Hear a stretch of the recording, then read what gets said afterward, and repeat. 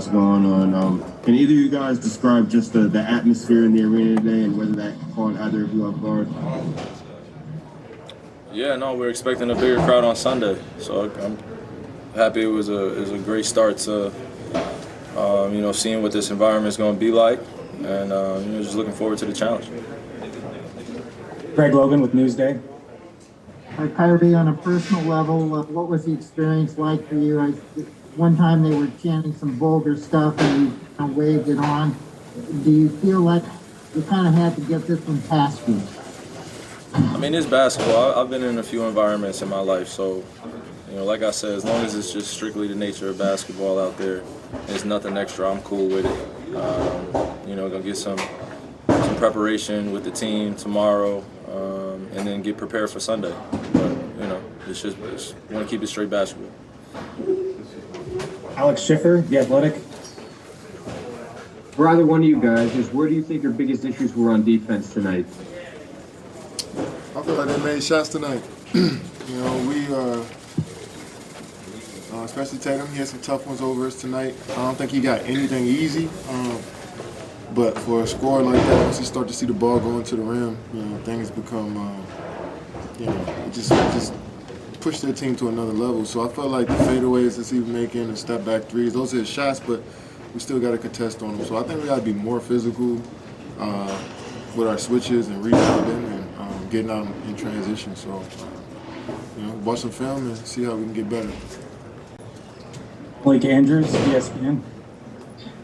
Maybe starting with Kevin and then Kyrie, if you have anything to add. I'm wondering, Steve said that he could feel the confidence growing in Boston by giving the team an opening to win tonight. I'm wondering if you could feel that over the course of the game, and if so, how, and then just what you made of what Jayson Tatum was able to do. I mean, how many threes they hit? Quite a few. Yeah, they tied us in threes. They hit 16 threes in this building. I mean, you got Romeo Langford hit a couple for him. Smarty hit 5. Fournier hit 4 of them. So they got it going from the three-point line, which is going to keep any team in the game. And we got to do a better job of contesting. They shoot 50% from the field. We can't allow that. At 41 from the three, we can't allow that. And get out rebounded. We just got to be better. Brian Lewis with the New York Post. To either or both of you, I mean, after you guys were down 10 and you climbed back to tie it on Katie's free throws, at that point, they went on a run and kind of put it away. I'm curious, what went wrong defensively in that run where you let them hit like 7 of 8, or 8 of 9, whatever it was, from when it was 75 all? Yeah, no, they were just comfortable. When you get down the stretch, they feel like they could pick us apart, with their 1-4, 1-3 pick and roll, or kind of what we call pick on basketball, just bringing screens up and then JT getting to the free throw line, or getting aggressive plays, or Kemba getting in the teeth of the defense, or they run an ATO for Evan Fournier, I get a corner 3. It's just big momentum plays. Tristan hitting the offensive glass and keeping plays alive. Just the little details of the game where we felt like we could have been there in terms of putting a body on guys. We just got to be ready for that for Game 3, or Game 4, excuse me. With La Gazzetta dello Sport. Guys, this is for either one of you. What do you think was your biggest problem this game, and how do you think you can solve it? I think we have to definitely have more attention to detail on the small things on the defensive side of the ball. Like not opening up on pick and rolls or switching, with contact and physicality. It's just small things, and rebounding and boxing out. Guys flying in from the perimeter to rebound, and then on the offensive side, just keep moving that basketball. We got special players here that can make tough shots, but we want to continue to move the ball. So we got to watch film. We got to just play more of a, we started off the game well, but for the whole game, we got to consistently be there for each other defensively. And when we do that, we're in good shape. But their best player had 50 points. You got 23 from Marcus Smart, and we were still in the game late.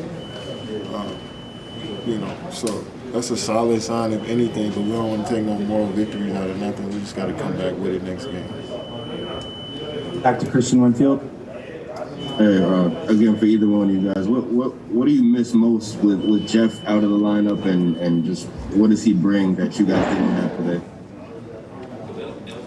I think he brings a versatility to us offensively and defensively, and creates some spacing out there in terms of our shooting. But just like this season, we've had kind of that next guy up mentality where guys have to fill in, and it may take a game or two to figure that out. But this is the playoffs, so we just got to figure it out on the fly. And like Kay said, just paying attention to detail. We clean up a few things on the offensive and defensive, and we'll be in a better position for Game 4. So looking forward to the challenge. Back to Greg Logan. For Kevin, Steve Nash said that he felt you guys kind of got back to playing more isolation. I mean, you and James obviously had lights out games, but do you have to get more to the style of offense that you had in Game 2, where it's a little bit better spacing and you guys don't have to do everything? I feel like we had to do everything tonight. I mean, we got some good looks. I felt like everything we did was efficient. James and myself and James, 11 for 18,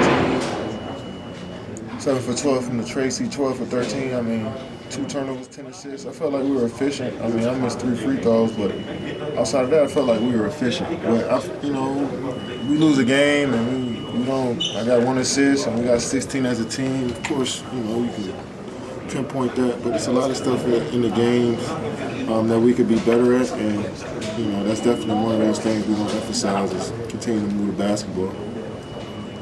Thanks for your time, guys. KD, Kyrie, and the Nets will be back on the parquet Sunday for Game 4. Marcus Smart and the Celtics get the win tonight. Smart had 23. We'll hear from him when we come back.